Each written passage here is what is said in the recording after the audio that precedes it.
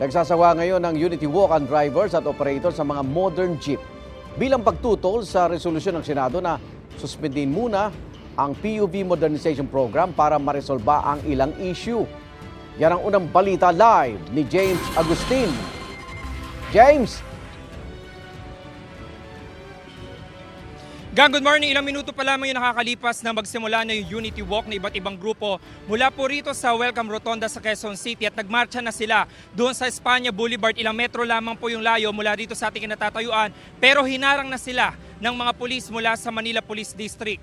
Kaninang alas 6 ng umaga pa iga na magtipon-tipon dito sa Welcome Rotonda yung iba't ibang grupo. Dala-dala yung mga tarpaulin, nagsama-sama silang mga modern jeepney drivers at operators at iba pang nagpa-consolidate para sa PUV Modernization Program. Ang mensahe raw na isasagawa nilang Unity Walk mula dito sa Welcome Rotonda hanggang sa Menjola ngayong araw ay tutulan ang resolusyon ng Senado na suspendihin pansamantala ang programa. Ayon sa presidente ng AKAP-MOO, Angat Kooperatiba at Korporasyon ng Alyansang Pilipino para sa Modernisasyon na si Ed Comilla, ilang ruta ng modern jeep ang hindi bumiyahe ngayong araw tulad ng sa San Jose del Monte, Bulacan, Antipolo at Montalban sa Rizal at mayroon din naman sa Caloocan at Las Piñas. Humihingi raw sila ng paumanhin sa mga naapektuhang pasahero. Malinaw ang mensahe na gusto naming iparating sa Pangulo. Kinakailangan na huwag niyang pakinggan ang rekomendasyon ng Senado, ibasura niya ito at pagbigyan niyang umusad ang modernization program. Humihingi kami ng paumanhin sa mga pasahero na naapektuhan ngayong umaga dahil sa aming ipinaglalaban sa ating pamahalaan. Ito naman ay para din sa kanila.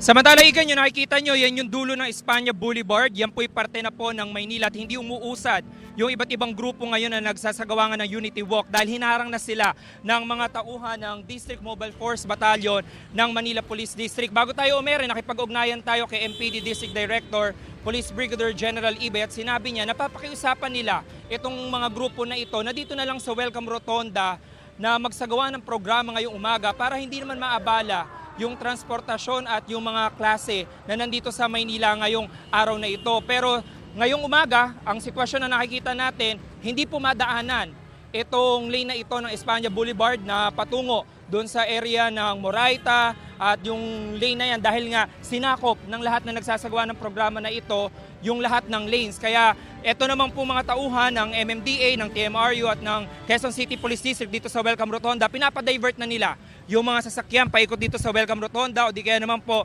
dito sa mga papasok na mga kalsada na Mayon at Canlaon Street dito sa Quezon City. Kaya asahan mga kapuso natin, kung galing po kayo sa May Quezon Avenue na patungo po kayo sa Maynila ngayong umaga, napakabigat po ng traffic. Dahil nga po dito sa mga nagsasagawa ng Unity Walk ngayon, dito sa lungsod ng Quezon City at doon sa area na ng Maynila kung nasaan sila ngayong umaga. Yan muna unang balita. Ako po si James Agustin para sa GMA Integrated News. Igan, mauna ka sa mga balita. Mag-subscribe sa GMA Integrated News sa YouTube. Sa mga kapuso abroad, subaybayan nyo kami sa GMA Pinoy TV at sa www.gmanews.tv.